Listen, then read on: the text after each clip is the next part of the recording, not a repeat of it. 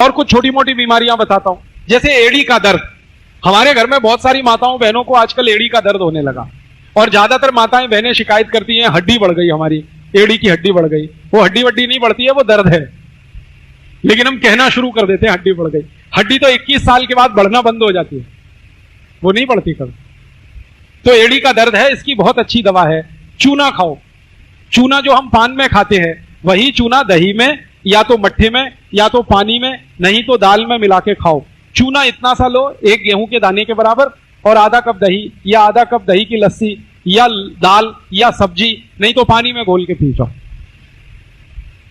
ये एड़ी का दर्द ठीक करेगा, कोहनी का दर्द ठीक करेगा, जोड़ों का दर्द ठीक करेगा, रीढ़ की हड्डी के सभी दर्द ठीक करता है ये चूना। स्पॉन्डिलाइटिस आपने सुना, बड़ा खराब दर्द है, उसकी बहुत अच्छी दवा है ये चूना। और माताएं तो इसको याद रखें हमेशा कि जब भी किसी मां की उम्र 45-50 साल हो जाए और उनका मेंसेस बंद हो, मासिक बंद हो, फिर उनका मेनोपॉज स्टार्ट है, वो टाइम पर चूने से अच्छी कोई दवा नहीं। सभी माताएं इसको हमेशा याद रखें। हमारे सभी माताओं को 45-50 साल की उम्र के बाद शरीर में कैल्शियम घटना शुरू होता है। उस समय एक बीमारी आती है ऑस्टियोपोरोसिस, उससे बचना है तो चूना सबसे अच्छी दवा है। खाएं कैसे?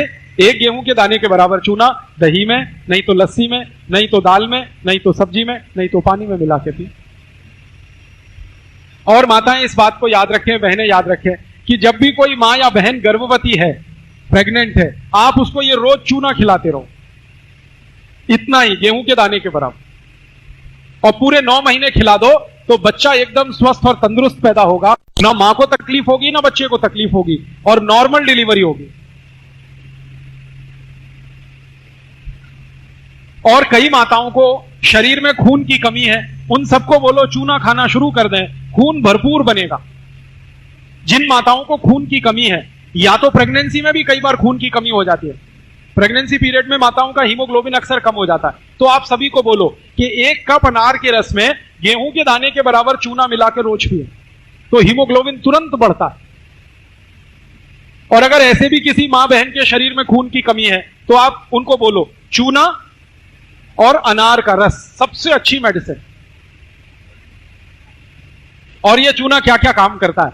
हमारे शरीर में अगर नाखून का कोई रोग हमें हो गया है तो चूना उसकी बहुत अच्छी दवा है। चूना खाओ, नाखून के रोग ठीक करेगा। हमारे शरीर में दांतों में ठंडा गर्म पानी अगर लगता है तो चूना खाओ, ठीक कर देगा। दांत कमजोर हैं, हिल रहे हैं, चूना खाओ, मजबूत हो जाएंगे। अपने घर के छोटे बच्चे हैं, अगर इनकी लंबाई बढ़ानी है तो चूना खिलाओ सबको। सभी बच्चों को चूना खिलाओ। कैसे? दही में डाल के खिलाना, उतना ही गेहूं के दाने के बराबर। और लंबाई बढ़ाने के लिए 1.5-2 साल खिलाना चूना, बहुत अच्छी लंबाई बढ़ाता है। और लंबाई नहीं बढ़ाता, हड्डियों को मजबूत बना देता। आपके घर में कोई ऐसे छोटे बच्चे जिनको हर समय सर्दी, खांसी, जुकाम, बुखार होता ही रहता है, हर समय बीमार, हर समय बीमार, हर समय, ऐसे बच्चों को थोड़े दिन चूना खिला दो, वो बीमार पड़ना बंद कर देंगे।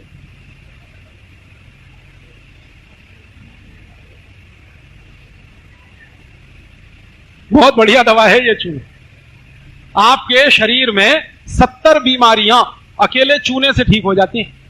जैसे किसी को जॉन्डिस हो जाए, पीलिया, उसकी बेस्ट मेडिसिन ये चूना है। जिनको पीलिया होता है, जॉन्डिस, उनको गन्ने के रस में चूना मिला के पिलाओ। गन्ने का रस 1 गिलास, चूना इतना सा। और जिनको शारीरिक रूप से कमजोरी बहुत है या नपुंसकता की बीमारी है, उनको भी गन्ने के रस में चूना पिलाओ, बहुत ताकत बढ़ती है।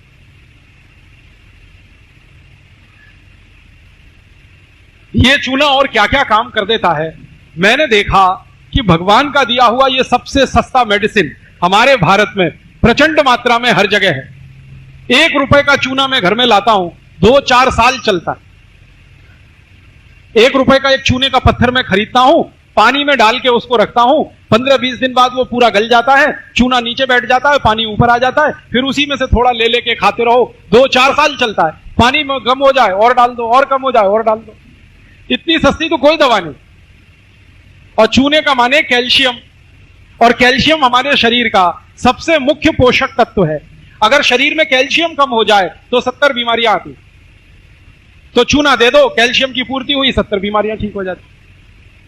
मैं सबको कहता हूं चूना खाओ, चूना लगाओ मत कभी किसी को। ये खाने के लिए है, लगाने के लिए नहीं। बस एक सावधानी रखें कि जिनको पेट में पथरी बनती है या पथरी बन गई है वो चूना ना खाएं। अब पेट में 2 जगह पथरी हो सकती है, या तो गॉल ब्लैडर में, पित्त की थैली में, और या तो आपकी किडनी में, गुर्दे में। तो अगर पथरी की शिकायत किसी को है वो चूना ना खाएं, बाकी कोई भी खाए। और मेरी एक सरल सुझाव है, अगर आप अच्छा माने तो करो इसको।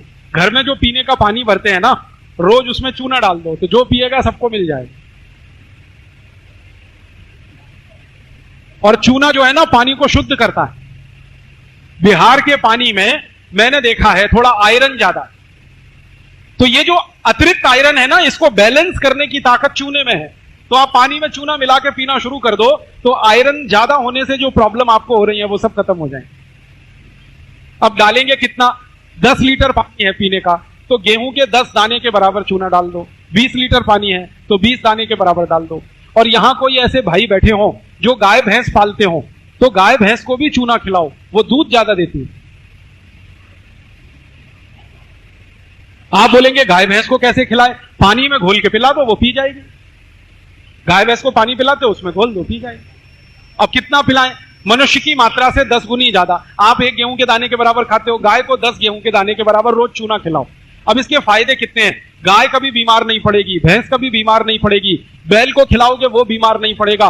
और गाय भैंस, कई बार एक समस्या आ जाती है कि वो मां नहीं बन पाती, गर्भवती नहीं हो पाती, गर्भ धारण नहीं कर पाती, बांझ हो जाती हैं। तो गाय भैंस के बांझपन की सबसे अच्छी दवा है ये चूना। आप खिला के देखो, तुरंत वो गर्भवती हो जाती है, मां बन जाती है। मैं तो सबको बोलता हूं जो गाय भैंस पालते हैं ना, उनको मेरा ये कहना है कि जिस बर्तन में गाय को पानी पिलाते हो ना, उसपे चूने की पुताई करते रहो। भैंस को पानी पिलाते हो, कोई तो बर्तन होगा, कोई तो पात्र होगा, उसके अंदर वाले भाग में जहां पानी भरते हैं वहां चूने की पुताई कर दिया करो हर 2-4 दिन पर, तो वो चूना मिलता ही रहेगा उनको पानी के साथ। चूना रामबाण औषधि है। अब मेरे समझ में आया कि भारतवासी हमेशा चूने का पान क्यों खाते हैं। हमने देखा अपने घरों में दादा दादी, नाना नानी, सबके पास पानदान होता है, चूने का पान खाते हैं, खाने के बाद अपने अतिथि को भी खिलाते हैं। तो आप भी खाया करो चूने का पान। ये चूने का पान एक साथ कई बीमारियों के लिए बहुत अच्छी रामबाण दवा है।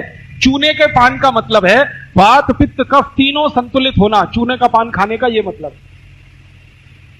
पान जो है ना, पित्त और कफ को संतुलित करता है, चूना वात को संतुलित करता है। तो भारतवासी कितने इंटेलिजेंट हैं कि उन्होंने ये चूने के पान की परंपरा डाल दी। इतनी होशियारी है, इतनी अकल है हमारे लोगों को। और मैं तो देखा है कई घरों में बेटी की शादी में पानदान देते हैं दहेज में, तो वो चूना लेके जाए पान के साथ। बस इतना ही ध्यान रखना कि पान खाओ तो चूने का खाना, कत्था मत लगाना। उस कत्था नकली आता है और खतरनाक। खाली चूने का पान खाते रहो, 20 नहीं 70 बीमारियों से बचे रहोगे हमेशा।